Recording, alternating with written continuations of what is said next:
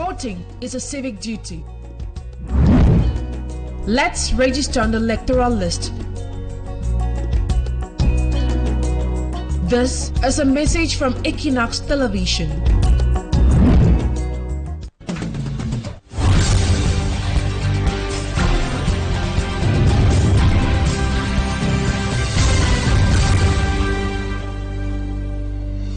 Hello there. Thank you so much for joining me on this edition of the 6 p.m. primetime newscast on Equinoxe Television. Our major stories tonight: the death of an 18-year-old student at Government Bilingual High School Makepe sparks outrage, with family members demanding for justice and answers from school authorities. The student died following a violent fight with his classmates. Away from that, we'll tell you how tomorrow Cameroonians will join the global community in celebrating Labour Day. However, this year's commemoration comes amid numerous workplace challenges, including unfair dismissals, salary arrears, and poor working conditions. Our guest tonight is a workers' trade unionist who will shed more light on the challenges faced by workers, particularly in the face of employers' reluctance to adhere to the Labour Code. Those are top stories tonight. Stay with us for the news in full.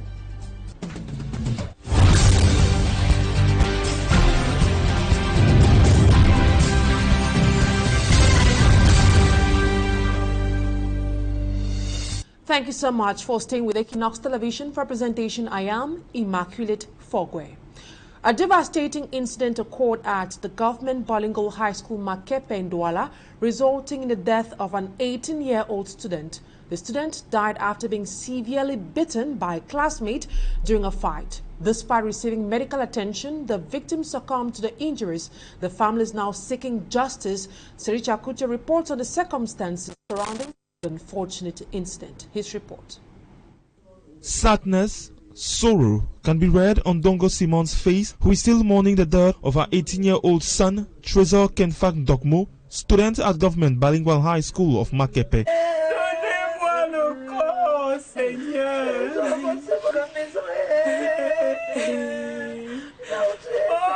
The incident occurred on Friday, April 25th, 2025, after an exam. Quand les élèves sont arrivés à la maison, ils m'ont expliqué que quand le premier devoir, le professeur a constaté que mon fils et son camarade ils étaient en train de faire la tricherie. Tensions arose between students following a change of seats. One of the students slapped Kenfak Trésor, who hit his head on the ground and went unconscious. Et il s'est levé. En se levant, il a dit à mon fils que tu vas me sentir à la sortie. Directement, dès que l'épreuve est finie, mon fils est sorti et ils étaient sur la véranda. Il est venu par derrière lui donner 2 paires de gifles. Et quand il s'est retourné, il lui a raclé. L'enfant est tombé au sol. The parents, alerted of the situation, will be informed that the child was transported at the Lakentini Hospital in Douala, where he will die after examinations. On a fait le scanner. Le scanner a démontré que effectivement. We did some checkup and it revealed that my son's skull was split into parts. Immediately after, we are told that we need to do an operation. Ça, si je ne me trompe pas. Alors, on a dit qu'il faut l'opération immédiate. While we're waiting the results of the exams we did, my son spoke to me about the incident and revealed to me what happened to him. On l'admet en réanimation. Nous sommes comme ça samedi. On l'admet à la... A few minutes later, he entered into coma, and hours later, he dies immediately. Alors, quelques minutes après, on m'appelle, on me dit seulement que Trésor a rendu l'âme. Contacted by our team, the principal of the school refused to say a word on the matter, but according to a family member, the principal alongside the departmental delegate of secondary education went to the house to visit the family. Investigations are ongoing to determine the cause of Trésor Kenfak's death. We stay in Douala, precisely the neighborhood known as Sitisik, where residents of this area are expressing frustration after the rapid growth of the local market, which they say has brought more problems than benefits. The area is plagued by urban disorder, with traders spilling onto footpaths and blocking traffic. The situation is worsened by the lack of toilet facilities in the market, leading to indiscriminate urination around nearby health centers. Smajikan Gabriel tells us more. In the heart of the Sitesik neighborhood, Douala 5 subdivision, lies the Sitesik market, which has expanded more than its original space. This market was created to aid the inhabitants of Sitesik, and it had its space well carved out. But today, it has expanded, occupying even roads and houses. This market was well carved before now. Today, the market that had a specified space has now grown, forcing traders to use the road for their stands to display their goods. Unfortunately, the entire market has no public toilet. The primary school toilet used by these traders have been blocked by school authorities, forcing the traders to use the outer part of the district health center as the toilet, even though they pay tickets every day. Every day in the market, we pay 100 francs CFA, but we don't even see development in the market. The whole place is dirty, without a toilet.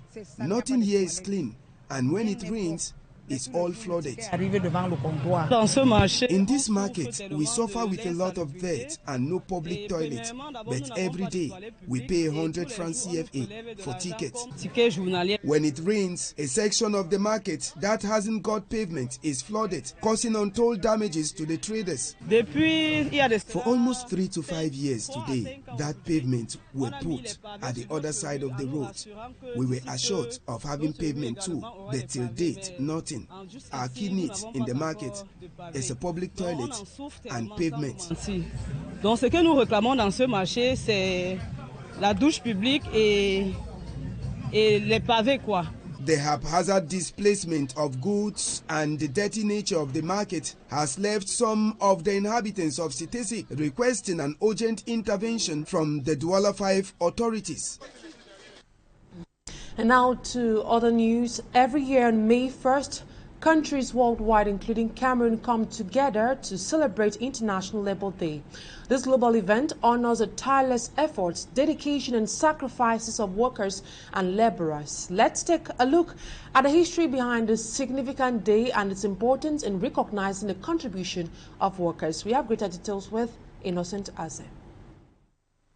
Exploring the history of how this day came about, it is worth mentioning that the very first International Labour Day was celebrated on 1st May 1889. It all began in the late 19th century when 400,000 workers across the USA organized a peaceful strike in Chicago. On 1st May 1886, they were protesting to demand an 8-hour workday. Unfortunately, the strike turned violent and several unarmed workers were killed by the police. It came to be known as the Haymarket Affair and was a turning point in the struggle for workers' rights. It was also a catalyst for change as socialist parties and trade unions in the United States of America rallied workers to peacefully protest for the 8-hour workday. This protest became a global symbol of workers' rights, and the 1st May came to be known as International Labour Day.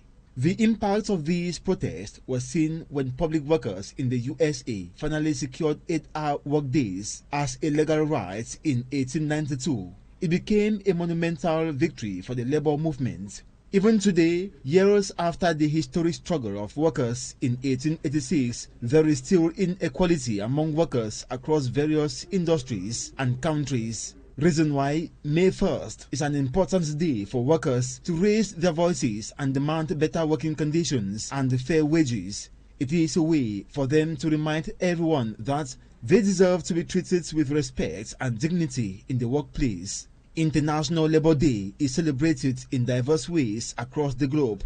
From unique traditions to grand events, each country has its own way of showing appreciation for workers. In Cameroon, it is a public holiday. Parades and rallies are organized to show solidarity and advocate for workers' rights. Speeches and awards of medal to outstanding workers to recognize their hard work and commitment. However, this day reminds us of the valuable role that workers play in our society. It brings attention to important issues such as better working conditions, fair wages, and the shorter working hours that are important for the well-being of workers. And ahead of Labour Day, our newsroom spotlight, Matthew Vanessa She is a 30-year-old automotive electrical technician thriving in Douala's male-dominated industry. With over 7 years of experience, Vanessa's expertise and dynamism have earned her recognition as one of the best in her field. Asa Luciliengo reports on her parcours as an automotive electrical technician. Mathieu Vanessa, holder of a probatoire certificate, is one of the few women in the automotive electrical profession, traditionally considered a male domain. The 30-year-old greets her colleagues upon arriving at work and changes into her work uniform, ready to repair broken cars. Ça fait il y a pratiquement 7 à 8 ans que je suis dans ce métier. Et le métier dans lequel moi je me retrouve, c'est un métier que j'ai tellement aimé. At all hours, Vanessa is always available to attend to her clients. Parce qu'on peut m'appeler à peut-être 21h, 22h. Le client a besoin de mon aide et je viens en aide. Mathieu Vanessa has faced difficulties in reaching this point. Her family had different expectations for her life, yet she persevered to follow her dream. Pour ma famille, c'était que je dois faire la coiffure, la couture, mais moi, j'ai dit non. Today, her family is proud. She can take care of her needs and extend support to family members and friends. Qui te donne, qui te nourrit, qui nourrit aussi ta famille.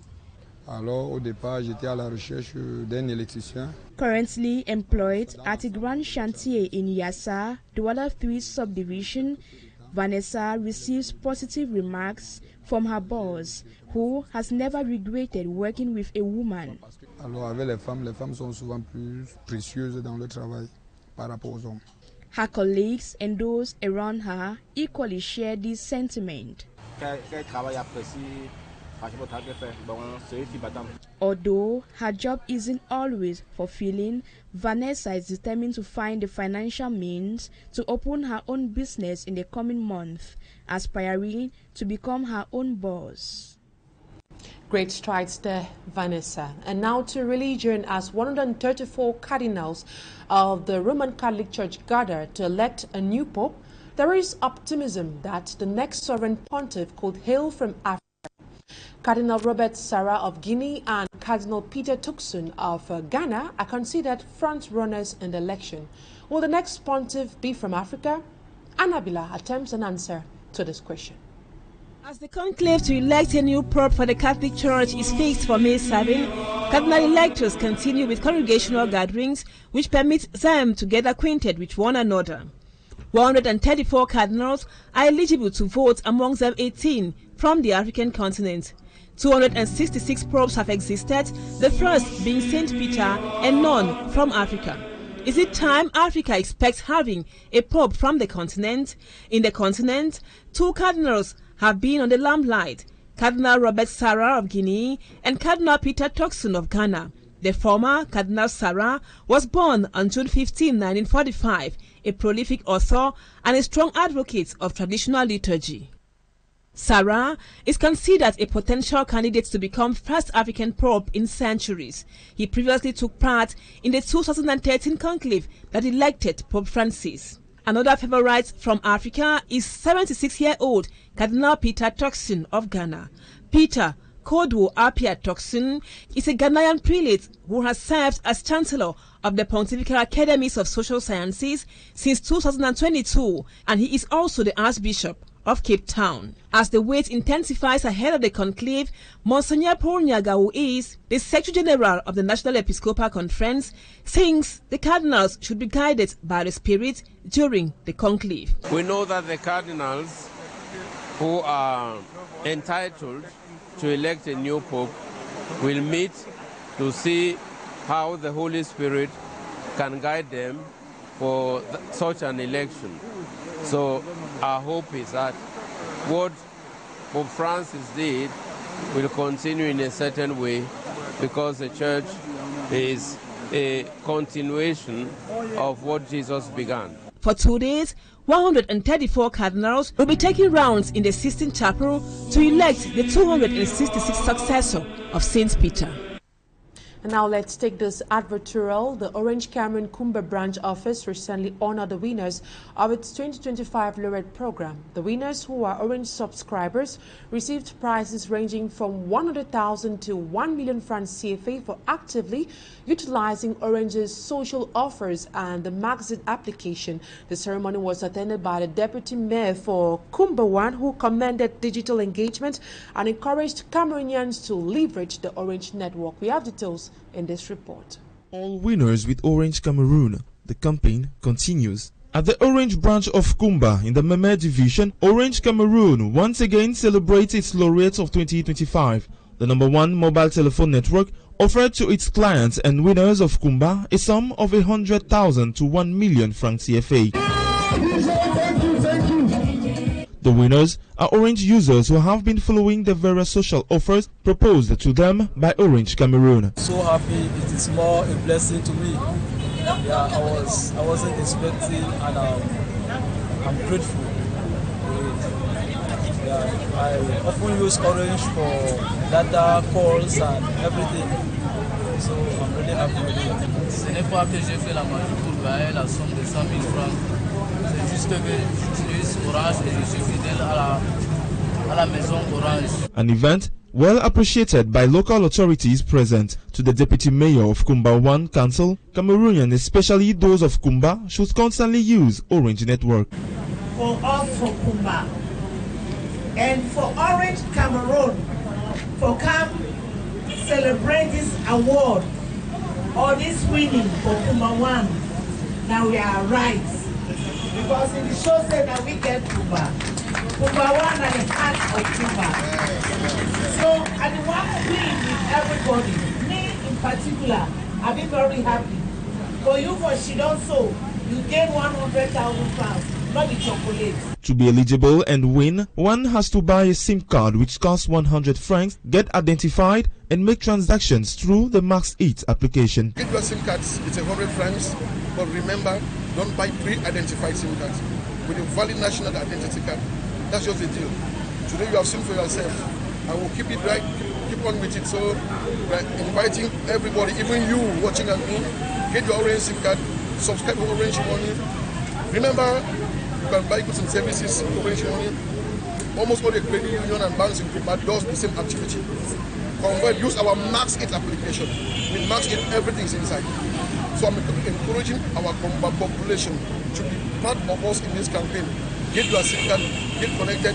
Remember, it's 25 years with Orange Cameroon, and what is out for our customers in the region. Despite the cash prizes, Orange Cameroon gave baskets of gifts to each client present. All winners with Orange Cameroon. The campaign continues. Orange is here. And that's it for this first part of the news. Talking Point is up next.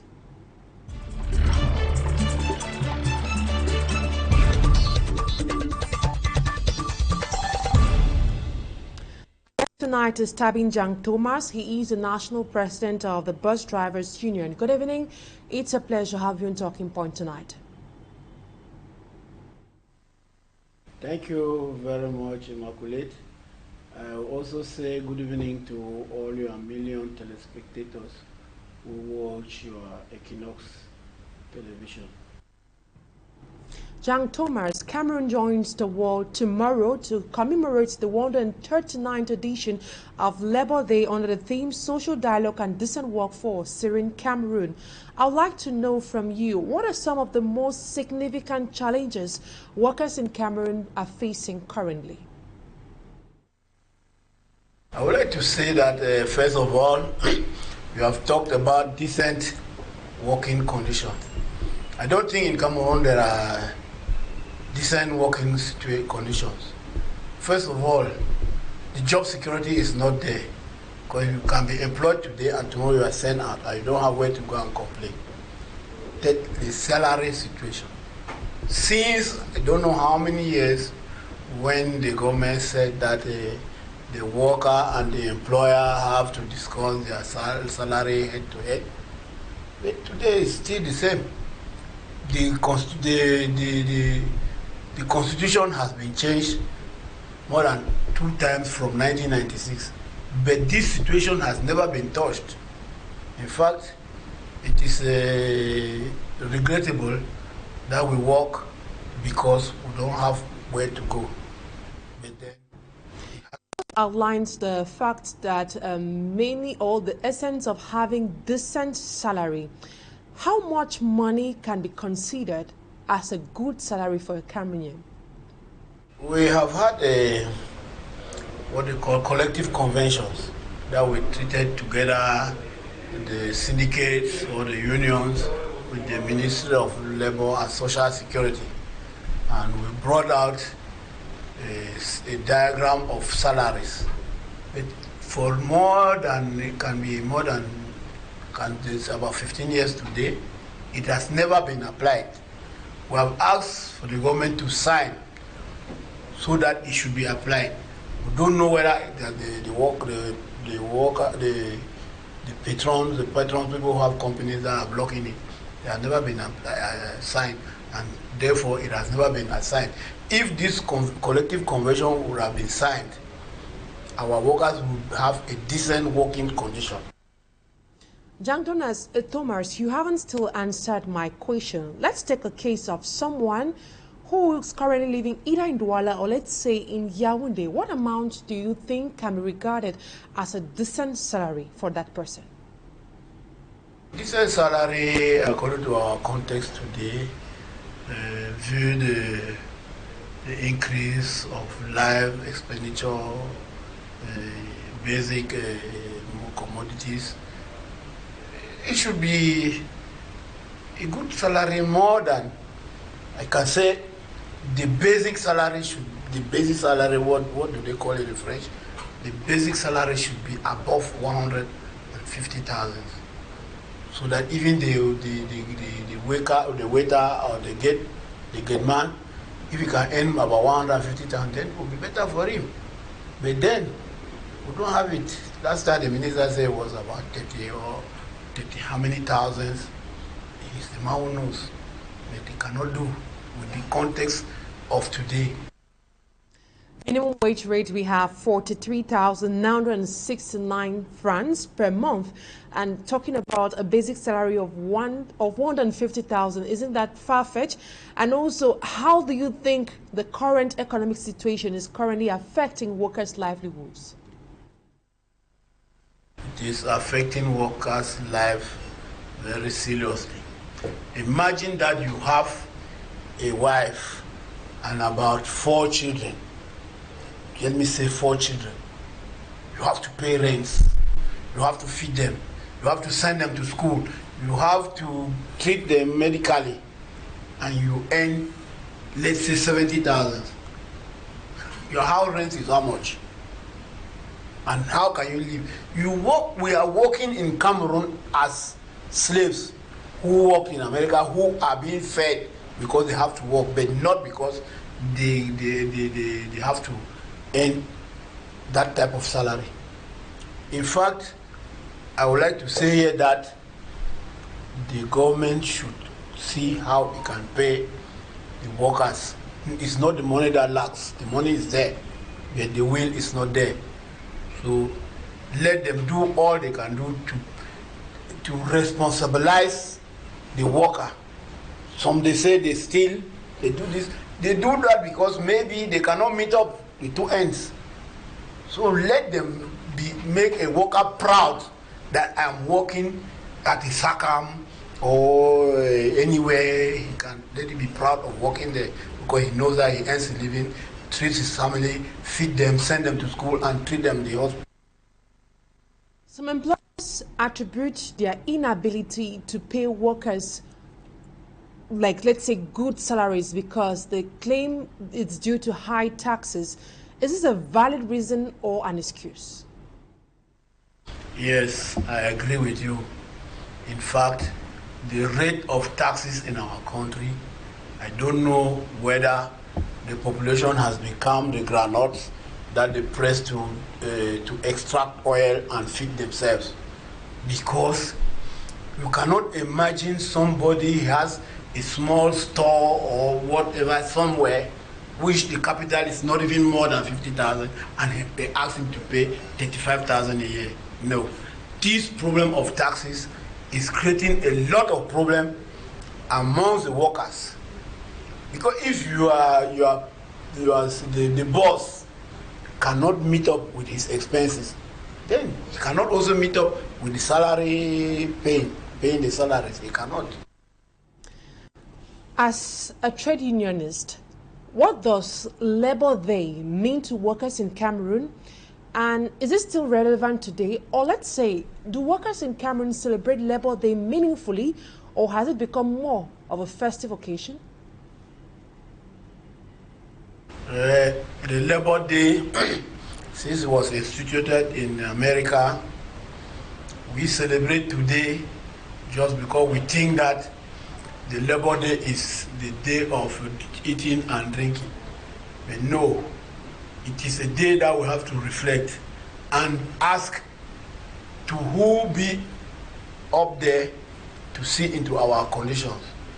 But I'm sorry that most of us, when we hear that there's a Labor Day, put on our t-shirt, or go and drink and dance. It's not so.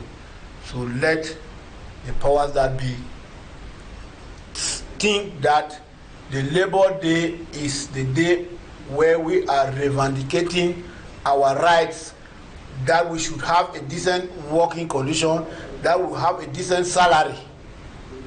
That is why I think the Labor Day should be. But if it's only to go and drink there and dance, or go and march on the boulevard there, I'm not satisfied with that. Now, a lot of workers have outlined challenges such as indiscriminate dismissal, annual leave that are not being paid, overtime, which they are not equally paid for that. In this case, how does your syndicate support these workers in resolving disputes, or let's say grievances with their employers? Me, I am the national president of the Bus Drivers Union in Cameroon, and at the same time, I am the 3rd Vice Confederation President of the General Confederation of Transport Workers in Cameroon, Transport Unions in Cameroon.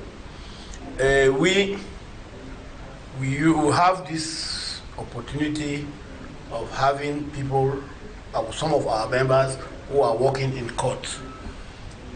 Whenever any member or any worker of our sector has a problem in court, those our members who are working in court, the Freeman call it the assessor. He follows up. And we gather them, even though in our transport section it's very difficult to bring together more than 50%, but we use the ones that we have to give them the message, or whenever there's any problem, we go there through our workers delegates, or we ourselves, the presidents, will go there and try to discuss with the owners of the enterprises that are in problem with the workers.